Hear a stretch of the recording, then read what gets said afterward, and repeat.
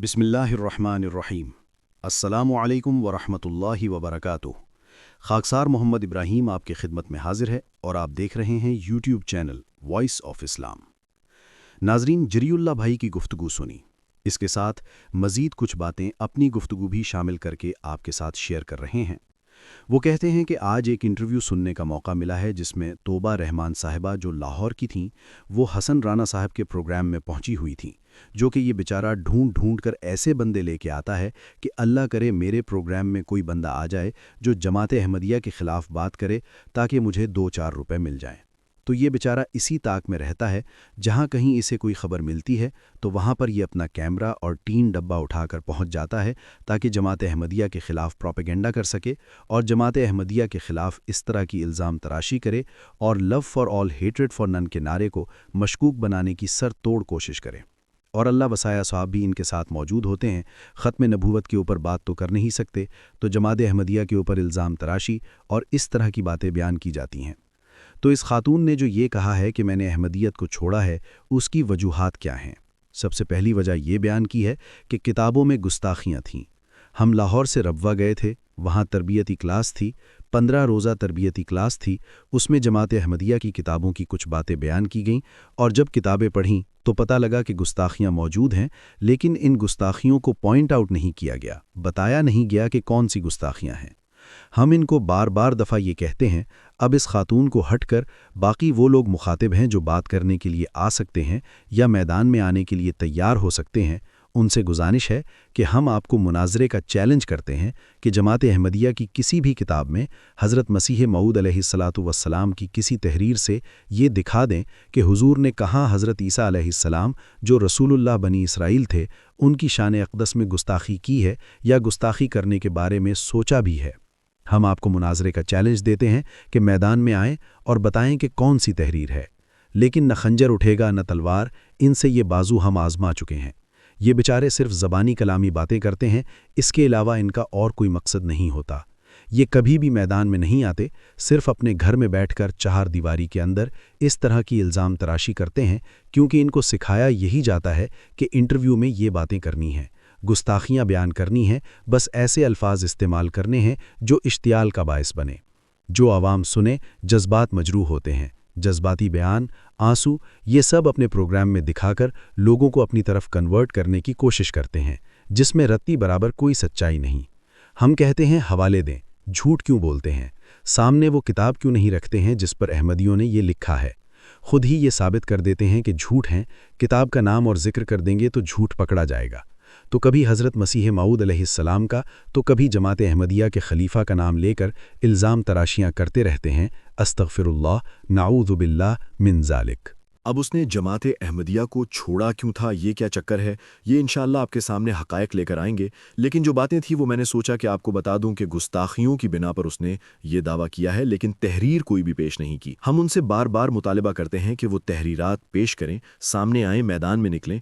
इसके बरक्स हम आपकी किताबों से तहरीरात निकालेंगे कि असल में गुस्ताखी कहते किसे हैं। हज़रत ईसा अलैहिस्सलातु वस्सलाम की शान अक़दस में गुस्ताखी आपने की है। बाकी आपके मुताल्लिक़ ये जो हुस्न राना इंटरव्यू ले रहा था, इनके अपने मुताल्लिक़ यूँ फतवा मौजूद है कि ये गुस्ताख़ रसूल हैं, अल्लाह ताला की शान में गुस्ताखी करते हैं, सलफ़ सालिहीन की शान में गुस्ताखी करते हैं। तो गुस्ताख़ रसूल तो ये खुद हैं, गुस्ताख़ सहाबा भी हैं, गुस्ताख़ सलफ़ सालिहीन भी हैं, ख़त्म नबूवत के मुनकिर भी हैं और वहदतुल वजूद के अक़ीदे के मानने वाले भी हैं और इसको दुरुस्त मानते हैं। अच्छा, इसके बाद फिर दूसरा ये एतराज़ किया गया है कि जमात अहमदिया के लोगों को ज़बरदस्ती रोका जाता है कि आपने दूसरे फ़िरक़े की किताबों को नहीं पढ़ना। इस सवाल का मुअय्यन जवाब देने से पहले मैं आपको 2-3 वेबसाइटों पर लेकर चलता हूँ कि वहाँ पर क्या लिखा हुआ है। सबसे पहले आपके सामने ताज मोहम्मद वाहिदी की वेबसाइट है, जो बरेलवी मकतब फ़िक्र की वेबसाइट है। इसमें लिखा हुआ है कि वहाबी देवबंदी की किताबों को पढ़ना कैसा है। सवाल किया गया है कि वहाबी देवबंदी लोगों की लिखी किताबों को पढ़ना कैसा है और अगर कोई सुन्नी इन किताबों को पढ़ता हो तो इसके मुतालिक क्या हुक्म है। جواب میں مفتی سید شبیر احمد مصطفی لکھتے ہیں کہ دیوبندی وہابی وغیرہ شان الوہیت و رسالت صلی اللہ علیہ وسلم میں گستاخی کرنے کی وجہ سے کافر و مرتد ہیں۔ ان پر علماء عرب و عجم نے کفر کا فتویٰ دیا ہے اور ان کی لکھی ہوئی کتابوں میں کفریہ عبارات بہت ہیں جن پر عمل کر کے یہ جہنم کے حقدار ہوئے، اور جو ان کی کتابوں کو پڑھے گا وہ بھی ایمان سے ہاتھ دھو لے گا۔ اس لیے عوام کو دیوبندی وہابی کی لکھی کتابوں کو پڑھنے سے پرہیز کرنا چاہیے، کیونکہ اس میں ایمان جانے کا خطرہ زیادہ ہے۔ یہ بریلویوں کا فتویٰ ہے کہ ان کی کتابیں نہیں پڑھنی چاہیے۔ اب دیوبندی حضرات کے اپنے فتاویٰ دیکھیں تو وہ بھی یہی کہتے ہیں کہ بدمذہبوں، بدعتیوں اور گستاخوں کی کتابوں کا مطالعہ عام مسلمانوں کے لیے جائز نہیں، کیونکہ اس میں گمراہی کا اندیشہ ہے۔ صرف بڑے علماء کو اجازت ہے کہ وہ گمراہ فرقوں کی کتابوں کو پڑھ کر ان کی تردید کریں۔ اسی طرح بریلویوں کے متعلق بھی کہا گیا کہ عوام ان کی کتابیں نہ پڑھیں کیونکہ وہ گمراہی کا باعث ہیں۔ تو بھائی، تمہارے اپنے اکابرین کہہ رہے ہیں کہ دوسرے فرقوں کی کتابیں نہ پڑھو، اور یہاں تم الزام لگا رہے ہو کہ قادیانیوں کو منع کیا جاتا ہے۔ حقیقت یہ ہے کہ جماعت احمدیہ میں ایسا کوئی عمومی حکم نہیں۔ اگر کہیں کسی کو منع کیا جاتا ہے تو اس کی وجہ یہی ہوتی ہے کہ وہ اپنے عقائد سے ناواقف ہوتا ہے، اس لیے پہلے اسے اپنی بنیاد مضبوط کرنے کا کہا جاتا ہے۔ ہم نے خود بے شمار کتابیں پڑھیں، ویب سائٹس کھنگالیں، مناظرے سنے، کسی نے منع نہیں کیا۔ اب تیسرا اعتراض یہ کیا گیا کہ چندہ زبردستی لیا جاتا ہے۔ یہ بالکل غلط اور بے بنیاد بات ہے۔ جماعت احمدیہ میں چندہ رضاکارانہ ہوتا ہے۔ جو شخص چندہ نہیں دے سکتا اس سے نہیں لیا جاتا، بلکہ اس کی مدد کی جاتی ہے۔ بعض لوگ باقاعدہ خط لکھ کر اپنا چندہ معاف بھی کرواتے ہیں کہ ہم اس وقت دینے کی استطاعت نہیں رکھتے، جیسے ہی حالات بہتر ہوں گے تو ادا کریں گے۔ ایسی بے شمار مثالیں موجود ہیں، لیکن یہاں لوگوں کو متنفر کرنا مقصد ہے، اس لیے اس طرح کی باتیں کی جاتی ہیں۔ اسی چندے کے متعلق مزید کہا گیا کہ یہ چندہ خلیفہ وقت کی عیش و عشرت کے لیے استعمال ہوتا ہے۔ ان للہ و انا الیہ راجعون۔ یہ انتہائی سنگین الزام ہے اور سراسر جھوٹ ہے۔ نبی کریم صلی اللہ علیہ وسلم نے فرمایا کہ جب تم میں حیا نہ رہے تو جو چاہو کرو۔ یہ لوگ بلا جھجک الزامات لگاتے ہیں۔ پھر یہ بھی کہا گیا کہ چندے کے ذریعے لوگوں کو احمدی بنایا جاتا ہے، یعنی پیسے دے کر مذہب تبدیل کروایا جاتا ہے۔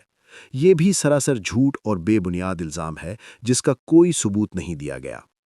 آخر میں اس خاتون نے کہا کہ علماء کے پیش کردہ حوالوں پر تحقیق کریں، آپ احمدیت چھوڑ دیں گے۔ ہم کہتے ہیں کہ وہ حوالے لے کر آئیں، ہمارے ساتھ گفتگو کریں، ہم ان کے مکمل جواب دیں گے۔ ہم ہر موضوع پر بات کرنے کے لیے تیار ہیں، چاہے حضرت عیسیٰ علیہ السلام کا مسئلہ ہو، صحابہ کرام کا، اہل بیت کا، نبی کریم صلی اللہ علیہ وسلم کا، یا اللہ تعالیٰ کے متعلق کوئی بات ہو، ہم اس کا جواب دینے کے لیے تیار ہیں۔ لیکن شرط یہ ہے کہ میدان میں آئیں۔ ہم بارہا چیلنج دے چکے ہیں، مگر کسی میں ہمت نہیں کہ سامنے آئے۔ ہم یہ بھی کہتے ہیں کہ اگر ہمارے پیش کردہ حوالوں پر غیر جانبداری سے تحقیق کی جائے تو انسان خود حقیقت تک پہنچ سکتا ہے۔ اللہ تعالی ہم سب کو حقیقی اسلام احمدیت پر چلنے کی توفیق عطا فرمائے اور ہمیں قرآن و حدیث کا سچا تابع بنائے۔ آمین ثم آمین۔ دوستو، اگر آپ اس چینل پر نئے ہیں یا ابھی تک وائس آف اسلام کو سبسکرائب نہیں کیا تو برائے کرم اس چینل کو لازمی سبسکرائب کریں اور ساتھ موجود بیل آئیکن کو بھی دبا دیں تاکہ اس چینل پر آنے والی ہر نئی ویڈیو آپ کو بذریعہ نوٹیفیکیشن بآسانی مل سکے۔